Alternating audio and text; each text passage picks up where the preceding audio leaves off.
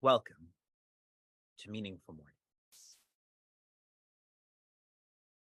This week, we will complete Bhagavad Gita's chapter 12. This week, we will complete the 100th morning this semester. This week, we will complete formally Earth Day. Yesterday, when I was at our ashram, we had chanted the Chinmay Mission Pledge.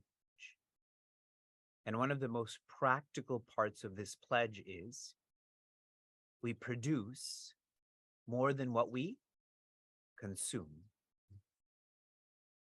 Reflect on how much you're consuming. 12 chapters of Bhagavad Gita, 100 mornings of meaningful mornings, the earth.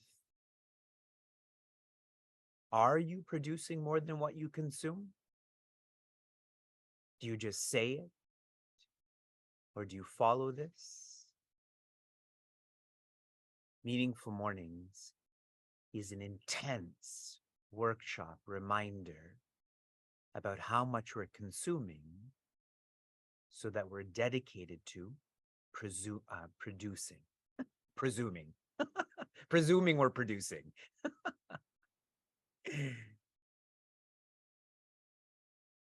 We had a Vishu celebration at the ashram on Saturday. And there were some panditjis there from different mandirs. And one of them was speaking about the different Navaratris we have during our year. Different celebrations relating to our Divine Mother. Many of us know about this outwardly. I'm going to share some insights about this inwardly and how it relates to the section of Bhagavad Gita that we're in. There are two asuras. An asura is someone who's selfish. Their names are Madhu and Kaitabha. How many of you have heard of this before? Lots of us. Madhu and Kaitabha. And they are defeated, they're destroyed by Bhagavati Kalika, a form of the Divine Mother. That's the katha, that's the narration. This is what it means more personally. One of the knots in our hearts, one of the ways we hold ourselves back is known as the karma granthi. It is this propensity to do with the plan that I can create joy. This karma granthi is cut through phala tyaga. That's a value we've come across in chapter 12. It is where you are doing without the sense of deserving. Whatever comes, but you don't depend on that. And this is very beautifully clear because Madhu is sweetness and Kaitabha is bitterness. When you do, you will get a result, and sometimes that result is sweet, and sometimes that result is bitter. In either case, to not depend on that. Making this more personal. These asuras symbolize abhavana. Abhavana is the feeling that all life is what you're experiencing. You are the body, you are the mind. You are to go up, you are to go down. One doesn't have inspiration that there's more to life than what they're doing, than whom they are. This abhavana is checked by shravana. By listening to those who are inspired, one starts to feel inspired they start to feel there is more to life. Shravana means to listen. It is to listen to sounds that make you quiet. Isn't that fascinating about Shravana? These are sounds. I'm speaking out sounds to you, but all with the vision to become quiet. The portion of Bhagavad Gita that we're in is encouraging us to put in the maximum effort into these values so that living becomes easy. If you're decisive, living becomes easier, correct? If you're balanced, living becomes easier. Sound leading to quietude, effort leading to ease. In verse 16, the 20th value is tyaga. I just elaborated on that. What we will get will be sweet and bitter. Don't depend on it. Don't be affected by it. In verse 17, the 21st value is bhakti. Be dedicated to the more. I was sharing in our understanding behavior workshop. Prince Arjuna went from Dharma to Pandava to Arjuna. He became selfish. What we do is we do rise above ourselves, but then we get stuck in Pandava or family when there's more. There's Dharma.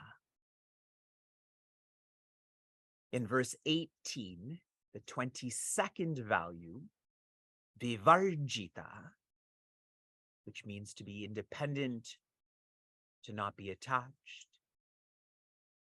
Pujaswami Tejomayananda had shared, we are all trying to secure that which is insecure. Me hoping that it's not going to rain, that's me trying to secure that which is insecure, yes? Us trying to make this body live forever, that's not the nature of the body. So if you keep investing in the insecure, what do you think is going to happen to you? Obviously, one is going to feel insecure. So don't invest in the insecure. That's what Vivarjita means.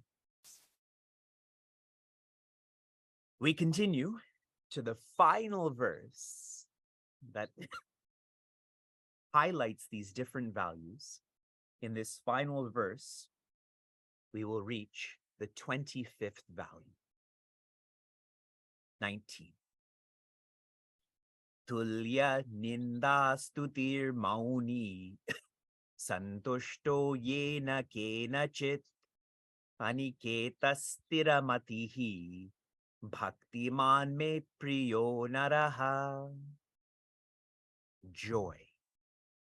Through Zoom, through Facebook, through Instagram, please don't become complacent that you did it last week. Now you don't have to do it. Fine, be happy last week. Don't be happy this week then. Shri Krishna starts with tulya. Show me with your hands what a tulya looks like. A scale, however way you would show that. Ninda means criticism. Stuti means compliment. To be equal in criticism and compliments, this is not a unique value. This is very similar to sama, which has been explained many times in these verses. How we can practice this further: be selective with whom you seek validation. Don't be validated by everyone. Be validated by those who don't need validation. There's a lovely sentence Pujaswami Chinmayananda shares. Praise and censure are in themselves nothing more than the passing fancy of those who express them. If someone is always judging you, That's their personality. You don't have to be affected by that. Now, our 23rd value, the word is mauni, which means to be silent. And how awesome that this value came at the completion of the silence retreat. You can write down mauna. The 23rd value is mauna, which means to be silent. Now, when you're silent, what should you be doing? Eating more, shopping more. What do you think you're supposed to be doing? Mauna is to encourage manana. Yes, to reflect more on that which is important, that which is fundamental. Now, we all can't be in the silence retreat all the time. When you do speak, this is also a practice in Mauna, what you share should be through the filters of Satya, Hita, Kriya. Whatever you speak should be truthful, useful, and beautiful. If you open your mouth using these filters, that's still Mauna then. I'm trying to protect my books now. In the next line, Santushta comes, and this is not a new teaching. Here, Sri Krishna shares Santushta kena chit, yena kena chit, which means to be content with anything and everything, like rain on your precious books. Computer, who cares? Books, more important. There's a lovely teaching from the Mahabharata about what it means to practice santushta. Listen carefully. He who is clad with anything, who is fed on any food, who lies down anywhere, him the gods call a Brahmana. So many think that they're Brahmanas. Do you live like this? It is one who is content with anything and everything. Santushta, again, this is not a new value. I'm in the second line now. This is a new value. Aniketa. This is the 24th value. Aniketa means, literally means to be homeless. Now, the philosophy of this is to not be possessive.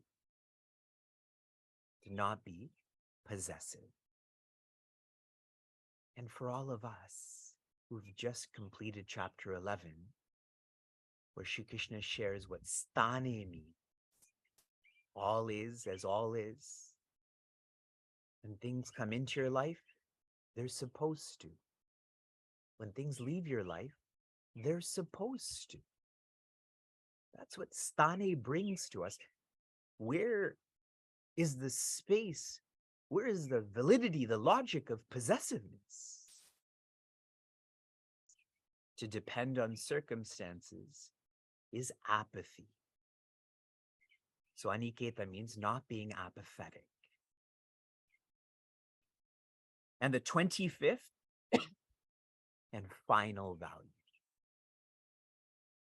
There are many commentaries on Bhagavad Gita, and people list out these values in different ways. All are right. Vivek is listing them out as 25 because sama, tulya, it's the same value but shared in different ways. The 25th is stira matihi, which means to be steady-minded. You can just write stira, to be steady. To steady oneself is the same as to center oneself. What is the Sanskrit word for center? Starts with an A. Atma. Very good. steadying oneself, centering oneself is the same as resuming being the Atma, which Swami Chinmayananda shared powerfully. The only intelligent attitude to be taken up by all sincere seekers, or else there will be no time to seek, to strive for, and to achieve the diviner goal of life. It is by centering yourself, steadying yourself, that you can be more authentic and deep. Otherwise, you stay at the level of complaining, criticizing, crying unnecessarily. I feel very, very, very strongly about this 25th value, and I think that's why Sri Krishna listed it last. A indication of a seeker is one who is steady. And that's why I call out those who register for our courses and don't complete our courses. You may use the word that you're a seeker, but in a rigorous, pure sense, you are not. And Vivek is not saying this to criticize you. Vivek is saying this to challenge you to practice stira. Do you remember last week I shared that I'm committed to you? Reciprocate the same. Not for me, but Sri Krishna shared that if you do this, you will be dear to him. Now, the last quarter, Sri Krishna shares again, Bhaktiman, that's a value we've already covered. Me priya naraha is dear to me. The more values one starts to live, the more one comes to know they were always Sri Krishna. You feel you're not because of vices. When you start to live virtuously, it will be harder for you to feel that you're an individual. It'll be more natural for you to feel you are divine. In our silence retreat, I'd shared with all of the seekers at the beginning and end, put in the maximum effort to realize it's his effort. Reflect on that. I see a lot of blank faces right now.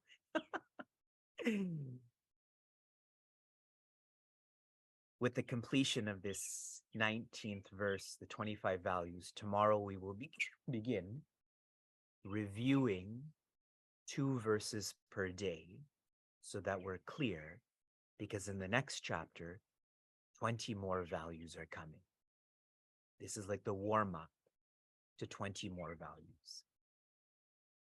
From inspiration to application, your application all of last week was to plant trees, to fund the planting of trees. Our community thus far has planted 70 trees against 1,000. And we have funded the planting of $5,273 against 10,001. If you feel what I'm feeling, then please work harder. Your application for this morning is, out of these 25 values, which are you the strongest in and which are you the weakest in? And how do you know?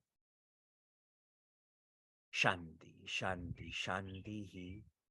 Be safe, be sound, be serene, be joy.